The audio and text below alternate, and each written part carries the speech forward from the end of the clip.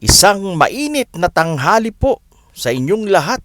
Itong si Harry Roque.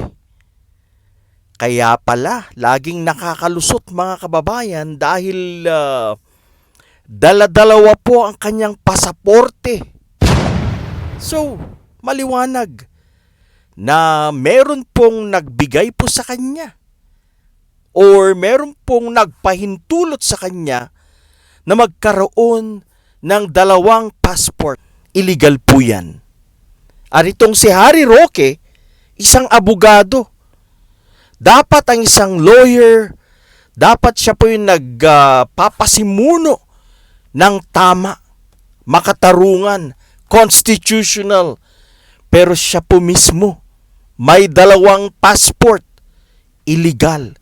Napaka-illegal ni Harry Roque, ang dating spokesperson ni Digong Duterte mga kababayan.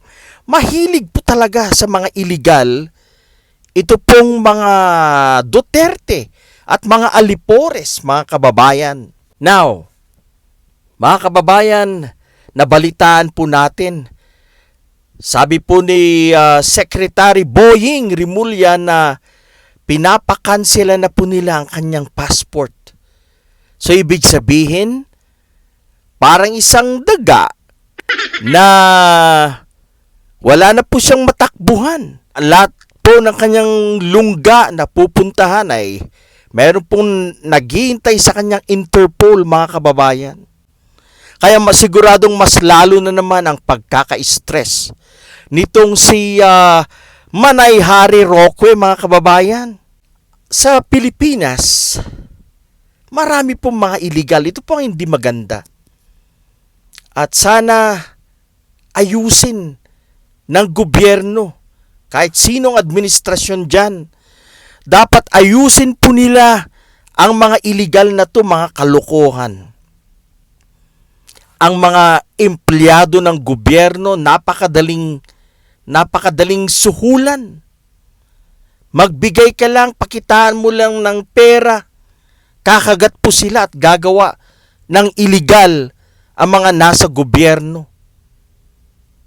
Dapat mga kababayan, mabigat ang kaparusahan ng kung sino man na empleyado ng gobyerno na gumagawa po ng mga kalokohang ganito to deter them, para po i-discourage sila na gumawa ng mga kalokohang kagaya ng kay Harry Roque.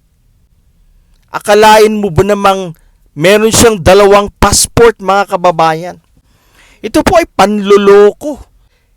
Ang carrier ng passport dapat meron lang isang pasaporte. Pero in the case of Harry Roque, dahil may balak po talagang tumakas ito, kaya po nakakuha po siya ng dalawa.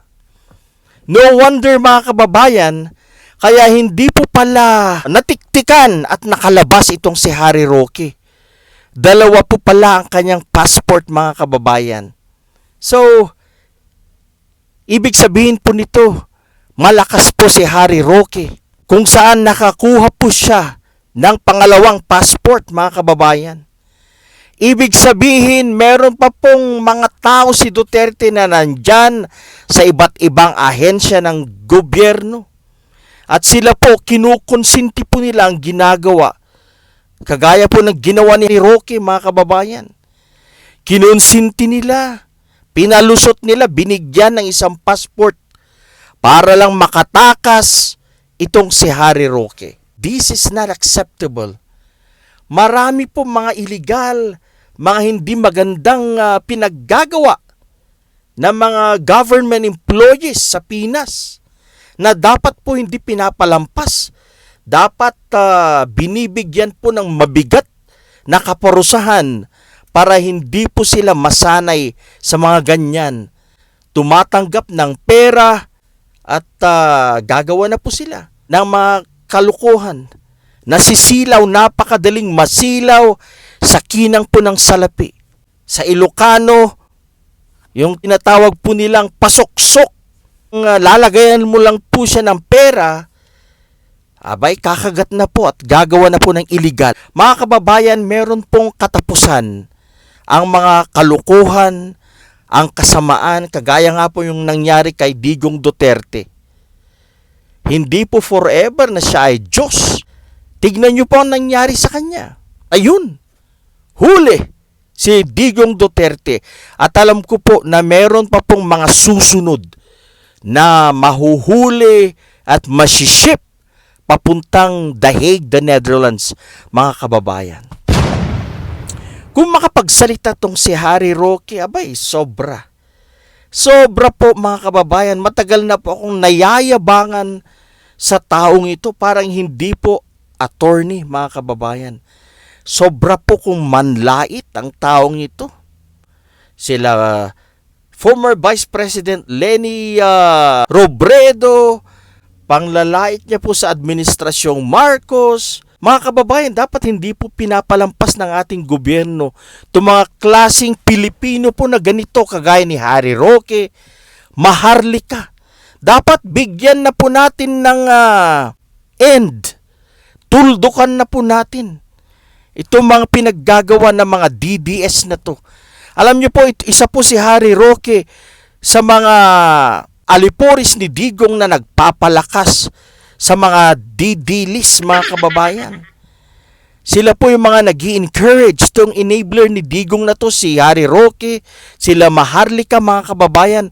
Kaya po lumalakas ang loob ng mga DD-list, mga kababayan. Kaya dapat, kung may mga violations po sila, dapat lang na ipatupad ang batas. Kasuhan kung sino po ang dapat makasuhan dito. Kagaya po itong case ni Harry Roque na to, dapat po wag po nating palampasin ang kasong ito. Alam niyo po mga kababayan, maliwanag na meron po siyang kinatatakutan, kaya ayun, tumakbo. At meron pang daladalang dalawang passports, mga kababayan. Ito ay illegal, ito ay panluloko, mga kababayan. Isa pa namang abogado. Hindi po siya magandang halimbawa. Dapat isa kang abogado, dapat maganda kang ehemplo sa mga Pilipino. Dapat magandang example si Harry Roque, pero kabaliktaran, mga kababayan. Mula po nung niyakap niya at nakipag-alyansa sa mga Duterte, wala na. Puro mga illegal na po ang gawain ni Roque, mga kababayan. Kaya, dati ang panahon, may uuwi din si Harry Roque sa Pilipinas. Sabi nga nila, bring him home. Ito ay para kay Harry Roque. For sure, he will be brought home. Hintay-hintay lang po tayo.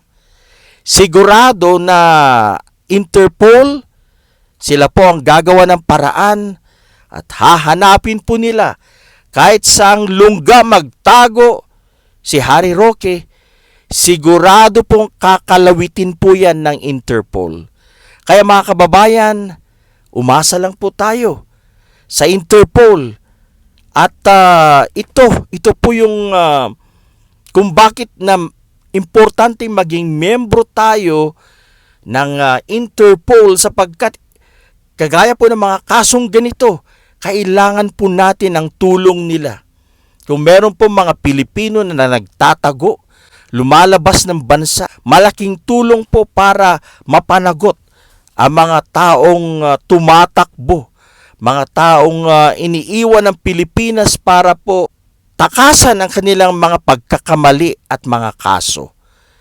Alright mga kababayan, kumusta po sa lahat? Shoutout po sa inyong mga viewers. Kokunti po ang aking viewers, pero I don't mind mga kababayan kahit kokunti.